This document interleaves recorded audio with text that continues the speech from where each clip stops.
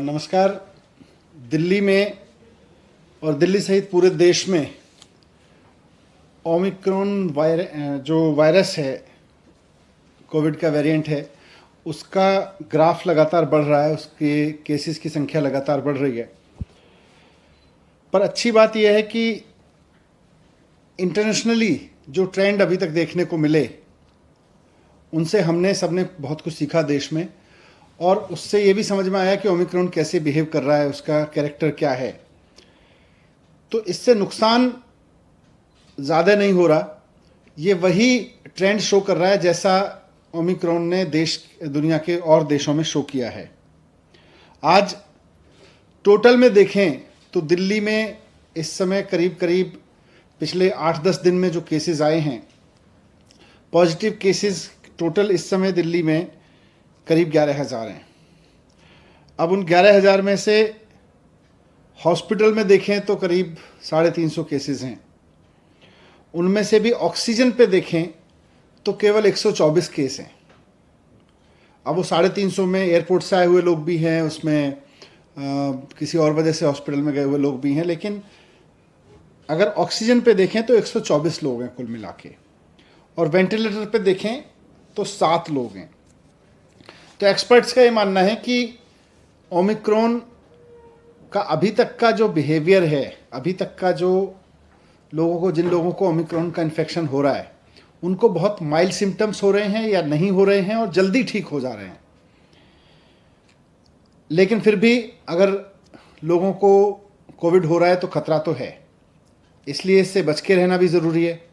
और बच के रहने का सबसे बढ़िया तरीका है कि हम पूरी तरह से सेफ्टी रखें, हमेशा मास्क लगाएं बाहर निकलें तो, और जब भी भीड़ भाड़ में रहें तो मास्क लगा के रहें। होम आइसोलेशन इसका सबसे बढ़िया सॉल्यूशन है कि अगर किसी को कोविड हो जाता है और कोई सिम्टम नहीं है तो सारे एक्सपर्ट्स का ये मानना है कि होम आइसोलेशन ही रहना चाहिए।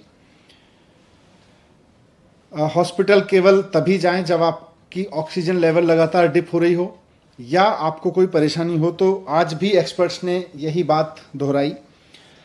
लेकिन बढ़ते हुए केसेस को देखते हुए सरकार भी इस बात को लेकर चिंतित है कि ये बहुत तेज़ी से ना फैले, इसको जितना नियंत्रित किए जा सके, क्योंकि इसकी कोई डायरेक्ट दवाई तो है नहीं, तो इसको जितना हम नियंत्रित कर सकें, इसके बढ़ने की स्पीड को जितना हम नियंत्रित कर सकें, उतना हम इसको ठीक से मैनेज कर सकते हैं।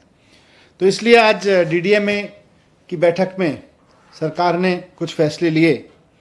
उसमें सबसे इम्पॉर्टेंट है कि दिल्ली में सैटरडे और संडे को यानी वीकेंड्स पर अब कर्फ्यू रहेगा। तो लोगों से अपील है कि कर्फ्यू के दौरान बाहर ना निकलें, बहुत ज़रूरी होने पर हॉस्पिटल या कोई बहुत एसेंशियल ज़रूरत पर ही बाहर निकलें, लेकिन सैटरडे संडे को कर्फ्यू का पालन करें, घर में रहें, वर्क फ्रॉम होम करें या परिवार के साथ बैठें। दूसरा, केसेस ना बढ़ें, इसलिए ये भी फैसला लिया गया कि जितने भी गवर्नमेंट ऑफिसेज हैं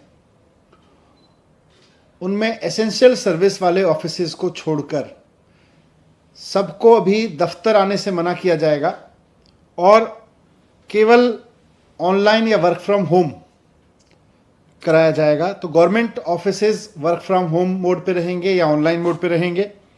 प्राइवेट ऑफिसेज को 50% अलाउ किया जाएगा, वो 50% कैपेसिटी ऑफलाइन रखें और 50% ऑनलाइन या वर्क फ्रॉम होम रखें।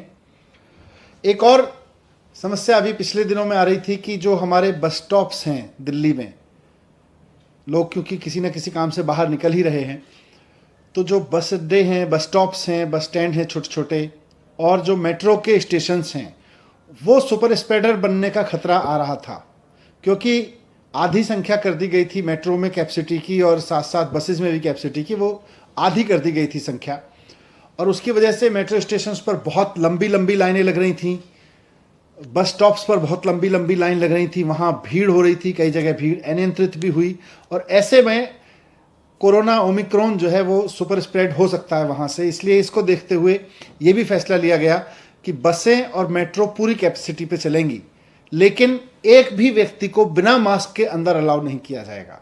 तो अगर आप बस में जा रहे हैं या मेट्रो में जा रहे हैं तो बिना मास्क के आपको किसी भी कीमत पर अलाउ नहीं किया जाएगा। ना सिर्फ चढ़ना बल्कि वहाँ यात्रा करना भी अलाउ नहीं होगा। लेकिन बस और मेट्रो अब फुल कैपेसिटी पे चलेंगे, ये भी डिसीजन लिया गया। एक बार फिर से मैं कहूँगा कि घबराएं नहीं, घबराने की ज़रूरत नहीं है। मास्क को एक हथियार बनाएं, साथ साथ बहुत ज़रूरी हो तभी घर से बाहर निकलें, और जब निकलें तो अगर मेट्रो या ट्रेन से बस से जा रहे हैं तो उसमें भी ध्यान रखें कि मास्क लगा के चलेंगे। लेकिन सैटरडे संडे पूरी तरह से कर्फ्यू रहेगा।